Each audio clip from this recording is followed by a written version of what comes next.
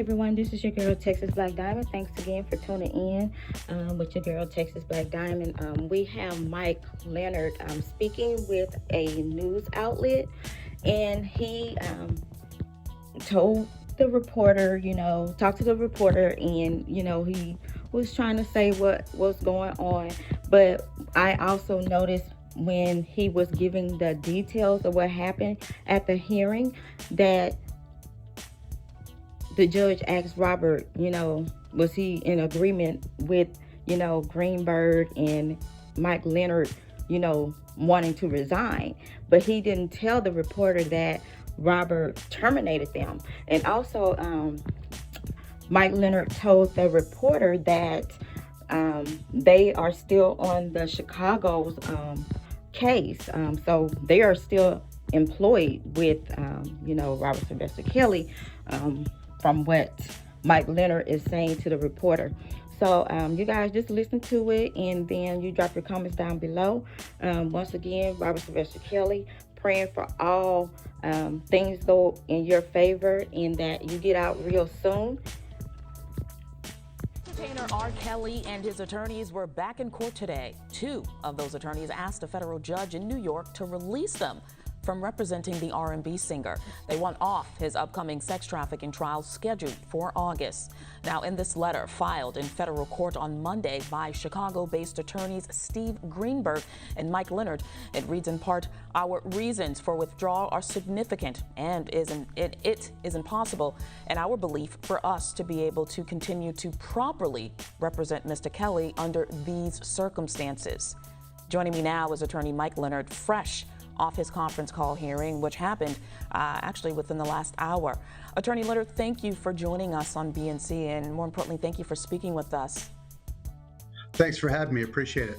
So, briefly, you just wrapped that conference call up with the U.S. District Court Judge Ann Donnelly out of New York, asking for you and attorney Steve Greenberg to be removed as counsels in R. Kelly's federal racketeering trial, where the singer is charged with sex trafficking of women and underage girls.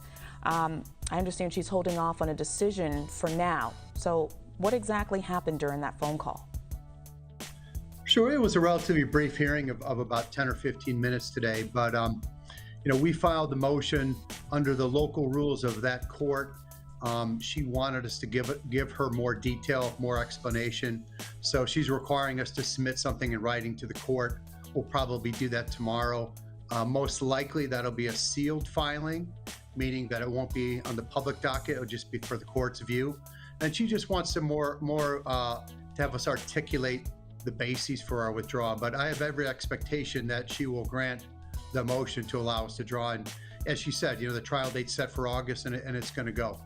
And Attorney Leonard, in that letter that was filed in federal court, it ends with "under these circumstances." What are these circumstances? Well, some of those I can discuss, and some of them I can't. Of course. As I said, it'll be a sealed filing, so some of the reasons or issues will not be public. But in general, as a trial lawyer, you have to have a comfort level that the case is going to be tried in the manner in which you want it to be tried by the people that you want to try it. And obviously, certain individuals who are trial lawyers will have to have certain roles at that trial. So ultimately, that's really the chief issue involved with this motion. Okay, and there are reports, and you say comfort level. There were reports that the two new attorneys that were brought on, reports that one of you mentioned they were inexperienced in trial court. Yeah, I don't know if we said that word, but clearly neither of them has ever tried a federal criminal case before. So I think that's maybe what you're referring to. I have no qualms with either of them as people. They're both great people. But clearly, as you can see from the public records, neither of them has ever tried a federal criminal case. So that's just something that's of public record. Got it. And how many have you tried?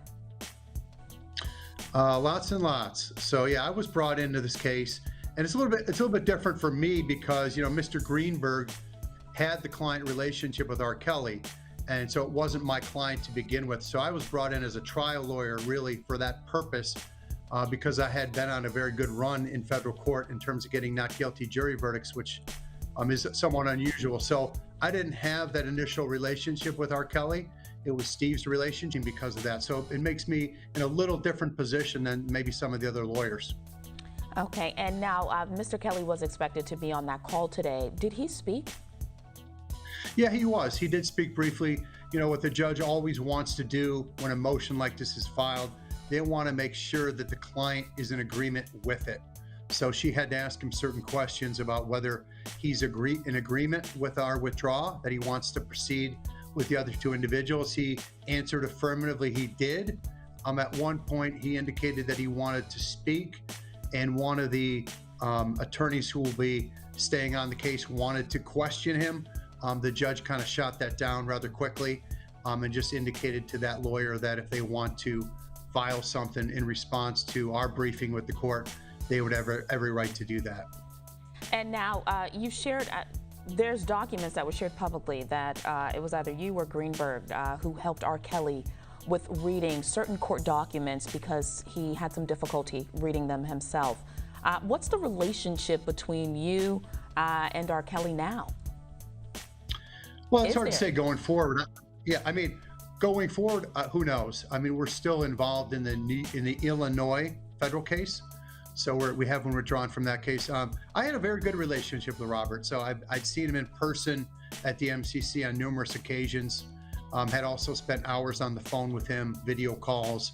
But the in-person meetings is where you really gain a relationship with somebody. So I felt like we got along great, had a good relationship with him. And I wish the guy nothing but the best.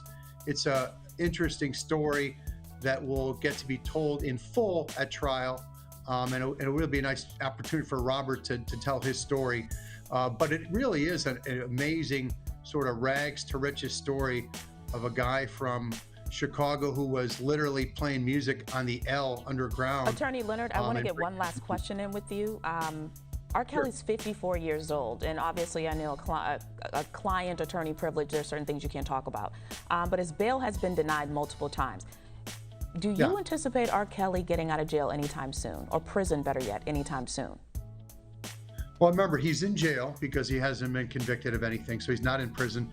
In terms of bail, he's not going to get bail given to him before the trial because that's already been denied.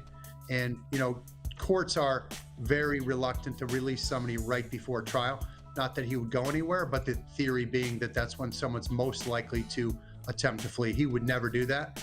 But since the motion's been denied, I don't think they're going to re-raise bail.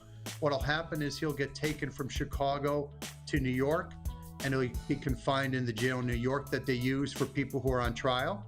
And so he'll be there throughout the trial. Hopefully he wins and he won't be in jail anymore. But in terms of that, after that, hopefully he won't be in prison because he won't be convicted. He'll be found not guilty. Attorney Leonard, thank you so much for joining us on DNC Live, sir. We appreciate you taking the time to speak with us today. Hey, thanks a lot for your time. I really appreciate it. Take care. You know, I try to hear everything and notice everything. And, you know, Mike Leonard was trying to say some inspiring things about Robert Sylvester Kelly. And immediately the reporter, you know, cut him off like, whatever, we don't want to hear about the good things about him, you know, just give us the juicy back behind the scenes saga. And that's some of the stuff that I'm talking about. You know, they're not speaking on his good deeds and things, you know, and not speaking about Robert. They want to label him as this predator, this monster, this mob gangster type person. That's the kind of you know, smear campaign they have on Robert. So you guys, you know, thanks for tuning in, and please leave your comment down below, like, share, and subscribe if you have not done so already. And till the next time, I'll see you again. All you did was get rich out these war crimes. It's a conspiracy. Who's the terrorist? The U.S. government must be the terrorist.